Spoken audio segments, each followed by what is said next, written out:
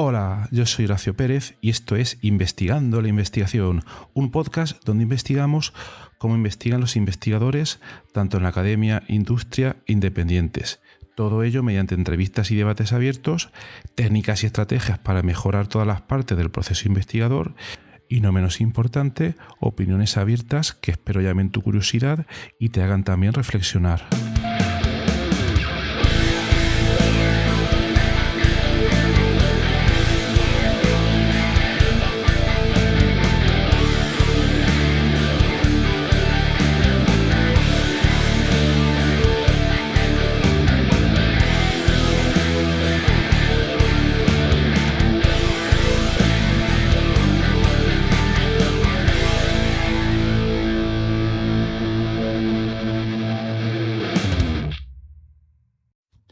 Hola, hoy es martes 12 de abril de 2022 y hoy continuamos con la serie sobre el libro de Erwin Schrödinger, que es La vida, cuyo primer capítulo os puse la semana pasada. Hoy voy a continuar sobre las siguientes partes.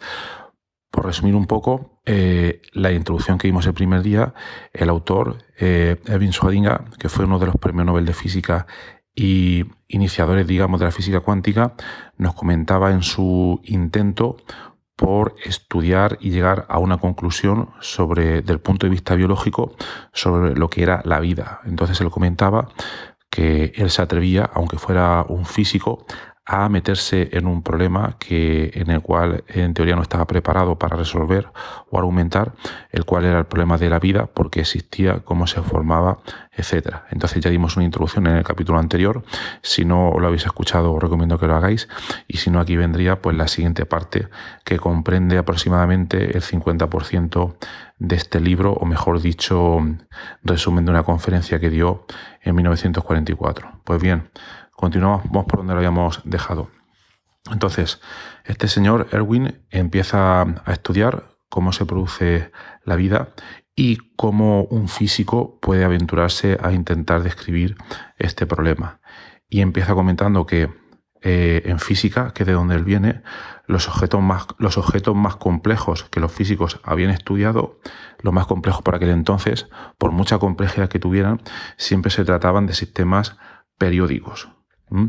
Y que reconocía que eso no era una formación demasiado útil para atacar problemas como el de la vida, porque ya se empezaban a conocer lo que él llamaba como fibra de cromatina, la célula, etcétera, y no se asemejaban mucho a los sistemas periódicos que ya se habían estudiado en física. Él comentaba que los químicos, concretamente los químicos orgánicos, él suponía o comentaba o proponía que eran los que mejor estaban preparados para poder estudiar la vida, pues ellos, al estudiar moléculas complejas, moléculas, digamos, asimétricas, por las características que este tipo de sustancias tienen, están mucho más cerca de poder descubrir o describir el problema de la vida que la manera en que los propios físicos pues lo hacían. Entonces, por resumir, los físicos intentan al principio modelar todos estos sistemas biológicos, pero se dan cuenta de las grandes carencias que tienen todas sus metodologías. Y entonces dicen, bueno, ¿qué es lo que tendríamos que hacer para poder realizar un modelado que fuera eficiente? Luego empiezan a proponer lo siguiente.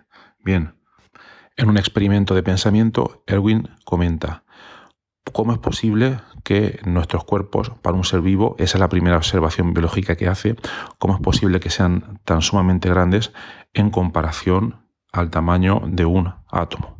Esta es una información que ya se tenía, entonces ya podemos hacernos nosotros a día de hoy una estimación de estas grandes diferencias de tamaño. Y también Erwin se proponía o se preguntaba, ¿sería posible que un sistema vivo del tamaño que tenemos nosotros pudiera ser sensible a la interacción de un átomo? O es decir, un átomo que impactase en nosotros, ¿podríamos ser sensibles a esa sensación, a esa interacción? Y él concluye que no sería posible, porque en el caso de que eso se produjera, cualquier mínima perturbación del sistema, cualquier mínima interacción con otros átomos, influiría o interferiría de manera bastante compleja con el modo funcional que tiene nuestro cuerpo y no permitiría cierta estabilidad y sobre todo él concluía la capacidad de desarrollar pensamiento. Esta es una de sus principales hipótesis que obviamente luego más tarde fue contradicha de diferentes maneras, incluso por él mismo, pero que en ese momento era una de las piedras de su argumentación. Proponía entonces que un sistema biológico como el nuestro no puede ser perturbado por una interacción con una partícula atómica. Y esto cambia más adelante, como ya podremos ver. Seguí insistiendo además que el pensamiento que se produce en un ser vivo debe ser una estructura ordenada y que además debe tener una estructura ciertamente regular o evadir el desorden para poder formarse esa estructura como tal, como un pensamiento ordenado. Luego comenta que además para poder estudiar los sistemas vivos uno tiene que tener en cuenta no moléculas individuales, sino el poder tratar un sistema del mismo modo que lo hacía la física estadística. La física estadística es una rama de la física que contempla o estudia los sistemas en función de la gran cantidad de partículas que los forman y teniendo en cuenta que el comportamiento final o macroscópico que nosotros observamos depende de los comportamientos individuales que puedan tener todas esas partículas.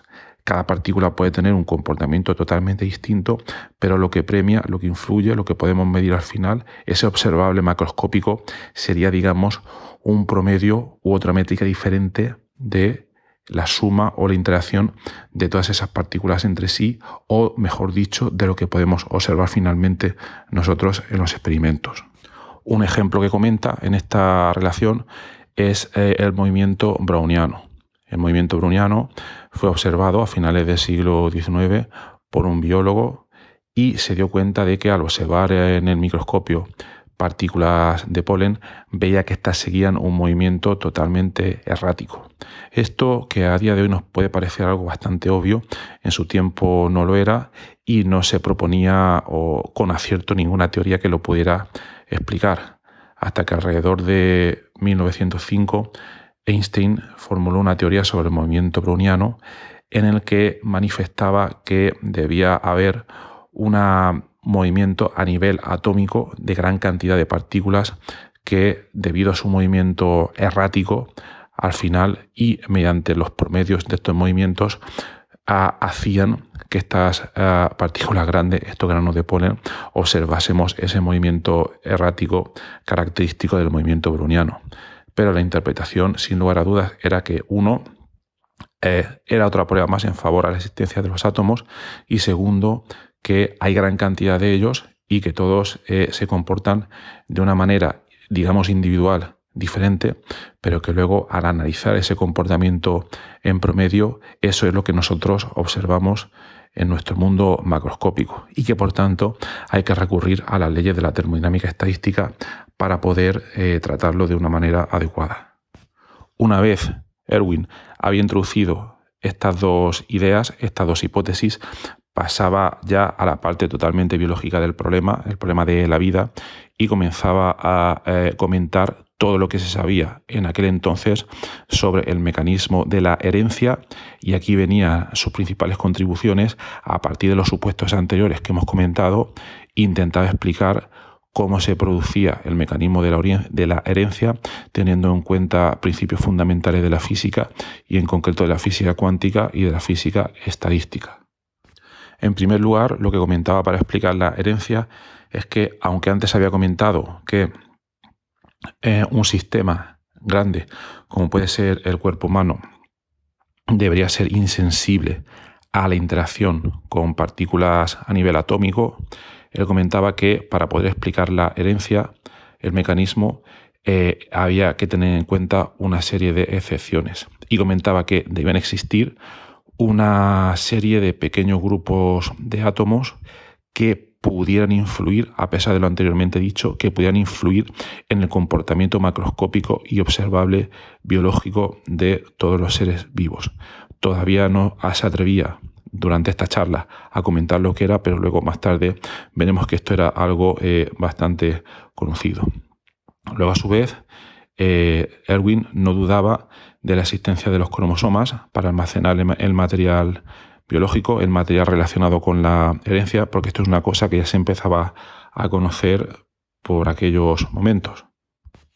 Y después de introducir durante gran parte del libro conceptos que hoy en día ya conocemos, como cromosomas, entrecruzamiento, cómo se produce la herencia, etcétera, etcétera, que es una parte que por ser conocida de todos, me iba a saltar aquí, llegaba a un momento en el que introducía otra de sus hipótesis, y esta es una hipótesis realmente impresionante porque en aquellos momentos no se disponían de muchos datos, pero comentaba que las zonas dentro de un cromosoma, las zonas asociadas a los genes, debían de ser unas zonas que tuvieran unas dimensiones de un cubo de aproximadamente 300 angstrom de arista.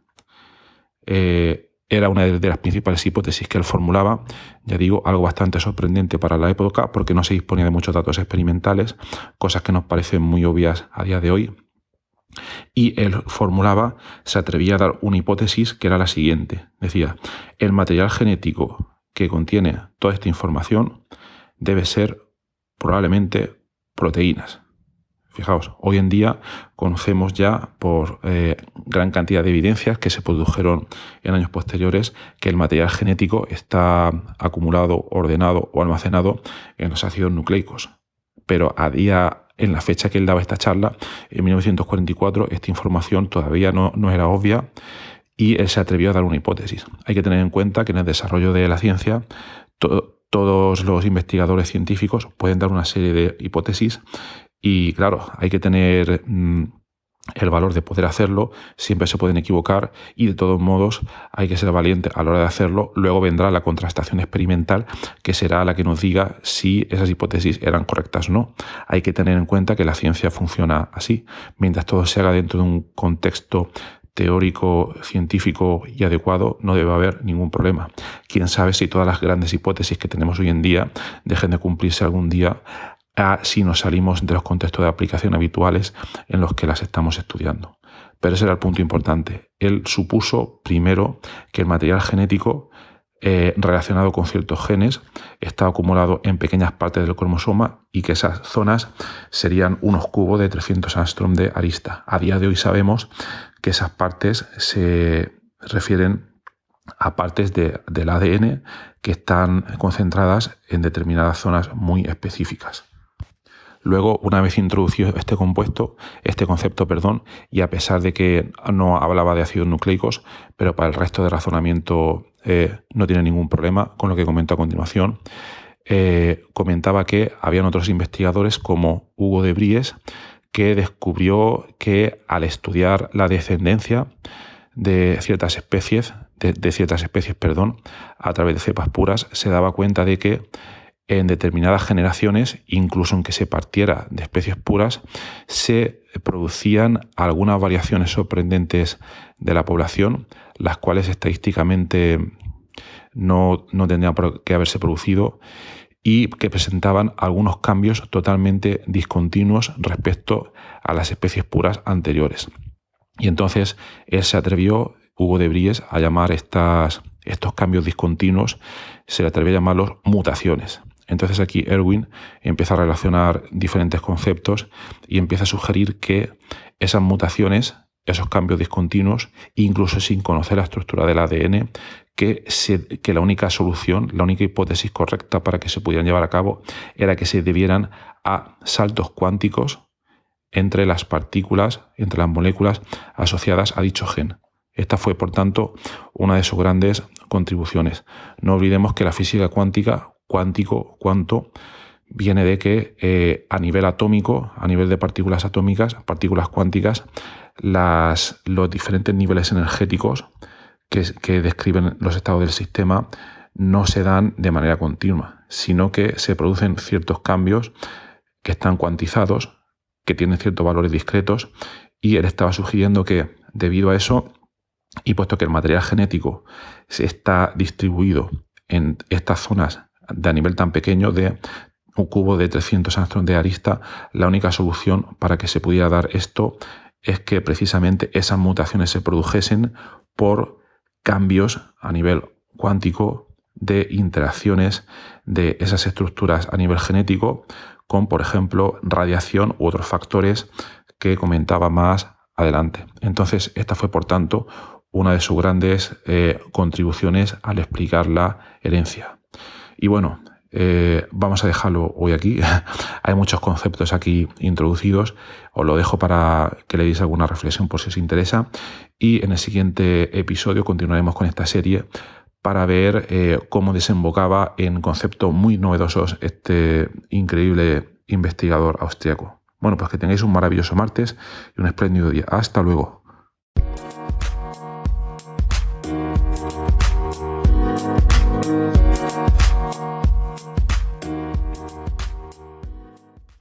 Gracias por estar ahí y por escuchar este podcast. Os recuerdo que en la nota del episodio tenéis los detalles sobre muchas de las cosas que hemos hablado hoy y también un formulario donde si quieres puedes opinar sobre el podcast, para bien o para mal, como quieras, estás en todo tu derecho, y también sugerir si quieres un próximo entrevistado o tema que está relacionado con la investigación, claro, pues tu opinión me parece muy importante, tanto a mí como a toda la audiencia de este podcast que va creciendo y que va contando muchas cosas interesantes. También comentar que si te interesa alguna de las técnicas que hemos mencionado hoy de manera muy breve en el podcast, me puedes contactar directamente y te puedo dar más detalles. Y por último, si te ha gustado, te agradecería muchísimo que lo recomendases a quien veas que le puede interesar y difundirlo por las redes sociales o donde sea. Y nada, y si estás en Apple Podcast, pues ponernos ahí 5 estrellas o 4 como quieras. Siempre viene bien. Muchas gracias. Hasta luego.